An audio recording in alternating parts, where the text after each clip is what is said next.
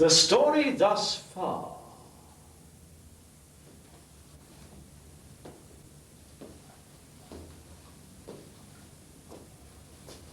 I believe some scribblers have fallen into the habit of beginning their brief romances with the words, the story thus far, giving a brief chronicle of previous events before coming to the very meat, the heart, the most recent twist of the narrative. So lend me your ears and attend carefully whilst I tell you of the story thus far, before I delight and astonish you with the ending, wherein virtue triumphed, vice was punished, and I, Malvolio, obtained a most glorious revenge. The story thus far was written by an actor turned scribbler, one Shakespeare or Shakenstaff, some such name which slips easily from the memory, and it was not well written either. When played upon the stage, where it grovelled for easy laughter from the sweaty groundlings, it was called Twelfth Night. What you will! But I would have named it The Heroic Suffering and Pitiful Fall of the Most Noble Malvolio, High Steward to the beauteous Lady Olivia, who was the victim of foul plotting and cunning treachery engineered by the Lady Olivia's drunken cousin, Sir Toby Belch, and his whore, the housekeeper, Maria.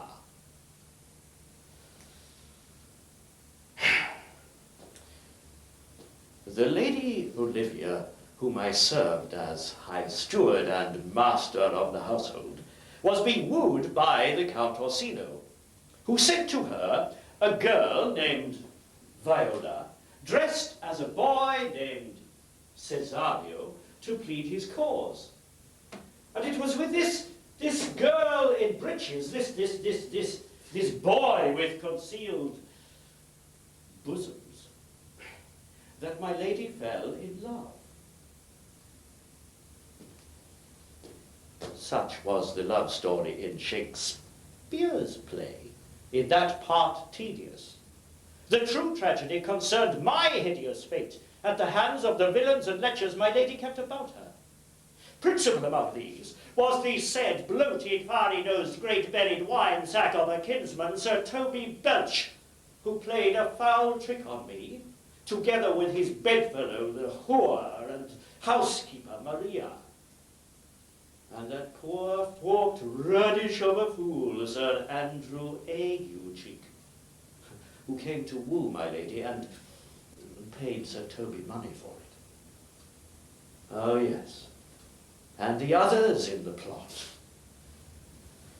That poor sad jester who sang like the wind in a cracked glass. And Fabian, the manservant who still had some small spark of decency in him. Maria forged a letter to me in which she confessed undying love. Indeed, I thought I had noticed a certain look of affection in her eye. And in this false letter, she bade me wear yellow stockings with cross gartering and to smile at her constantly. And she would do me great favors. This I did, at some risk to myself, for the cross-gartering caused a restriction of the blood from which the veins in my legs have never fully recovered.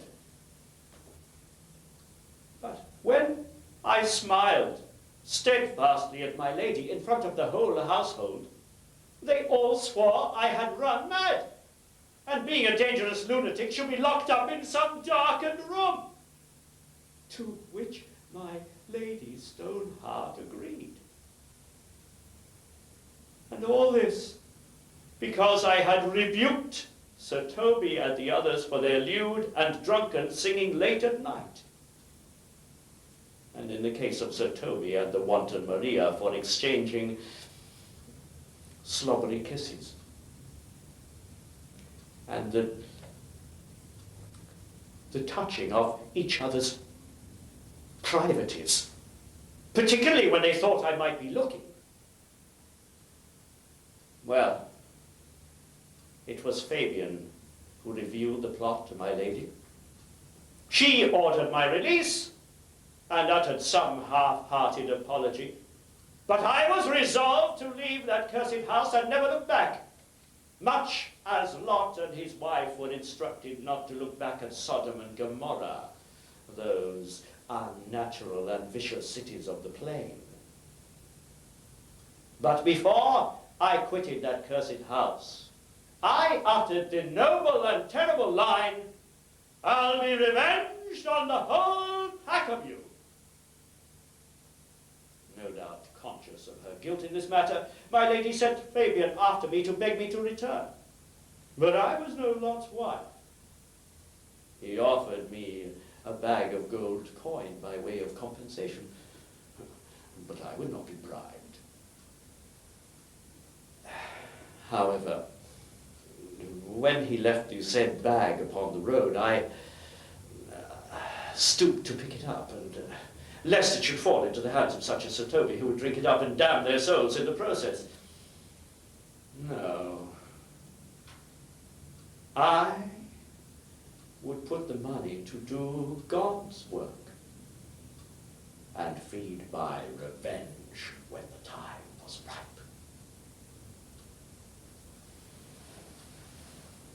Now, I had long held an interest in my lady's dresses, and often used to discuss with her seamstresses their cut and fine trimming. So, I used the money Fabian had left upon the road to set up as a lady's tailor in some distant town. I employed women to do the work, and treated them well, with plain board, straw mattresses, and a shilling a year as wages. I soon made a fine living, and spent it to the glory of God, founding a home for poor children where the Bible and the fear of hell might be beaten into them, and their souls thus saved by my generosity. Soon my wealth grew, and I was made alderman, and then mayor, with permission to have a gentleman's coat of arms. I chose as my shield a Bible between crossed needles. I had news of Sir Toby and his pack from travelling peddlers who sold my laces and ribbons across the country. They told me that my Lady Olivia's new husband had sent them all packing, and that they now inhabited a sort of ruined manor, the property of Sir Toby's old aunt, stone blind, so she never knew how many lodged with her. Sir Toby had never married Maria, although he had promised her many times, and the motley crew were living on what remained of Sir Andrew Ague-Cheek's dwindling inheritance. They told inquirers they thought I was dead, of old age, and resentment. Now, I had among my seamstresses a parson's daughter of some education who had been sent away from home for lechery and childbirth.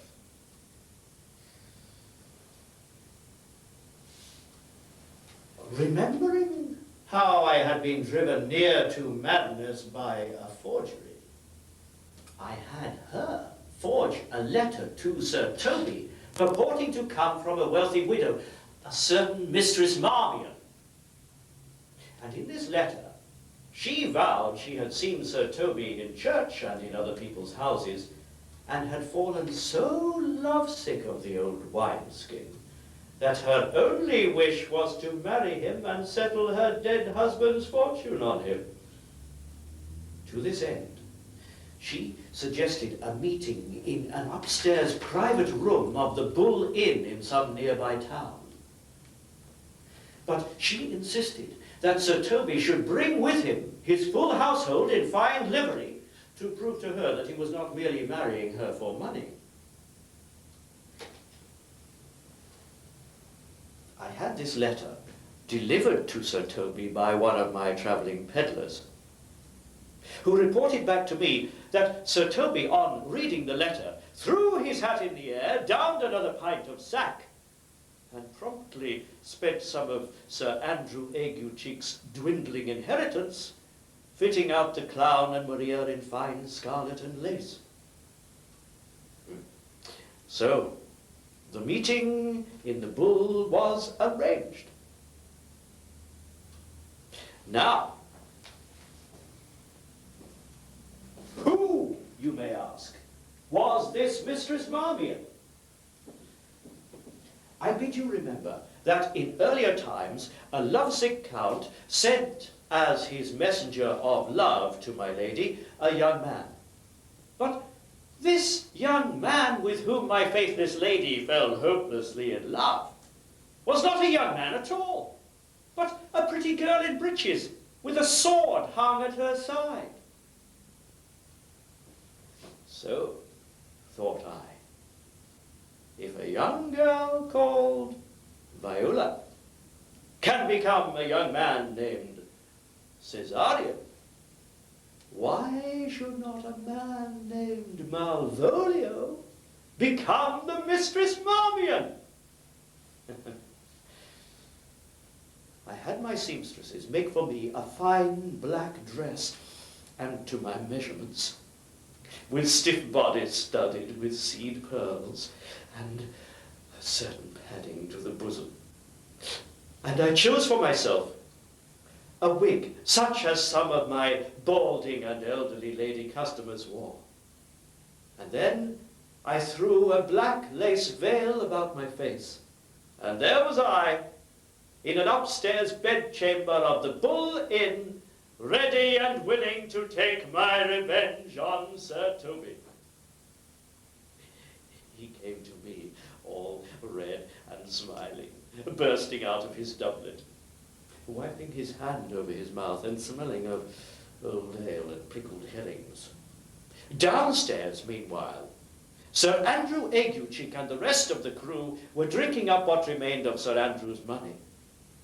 Upstairs, the drunk Sir Toby was promising to lust after love, honor, and beg me to kiss my foot, to embrace my ankle, to be my slave forever. Only, and here he staggered towards me holding a candle, let me see that beautiful face that I may salute it with 1,000 kisses. And then let's make good the contract between the sheets. At this, I threw off my wig, tore off my veil, and held a candle under my chin so that he might see my face. Malvolio! Sir Toby staggered back, astonished. I thought you were dead. What trick is this? I am dead, I told him, but my spirit has returned to earth in the form of a wealthy widow intent on marrying you. You may find me cold comfort between the sheets, unless your fancy is to embrace a corpse. At this, I let out a great scream. Sir Toby's brain, much weakened by sack, lechery, and tobacco, finally cracked, and he ran, yelling in his fear from the inn, and sometime later, as I understood, renounced his evil ways and became a monk, employed to sweep the floors in some Benedictine order. The others, meanwhile, unable to pay for the food and wine they had consumed in the hope of Sir Toby's great marriage, were set in the stocks and had their liveries sold to pay the reckoning. Some time later, I encountered Maria, begging in the streets, and out of the kindness of my heart, I took her on as a seamstress for bed and board, with no wages. Often I have seen her sobbing for the loss of old Sir Toby. Sir Andrew Aguecheek bankrupt by this time, did as he'd long promised, and drowned himself. The clown, unable to find a family to protect him, took to the streets to earn coin as a strolling player, for which offense I reported him to the watch, and he was whipped for flouting the laws against rogues and vagabonds.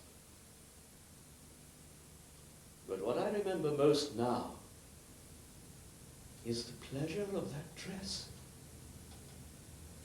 Sometimes, when I am quite alone, I put it on, together with the wig, and I see myself, and the black velvet, and seed pearls, and my face beneath the golden hair. And I think, what a fine figure I made as a woman, and how sweet was my revenge.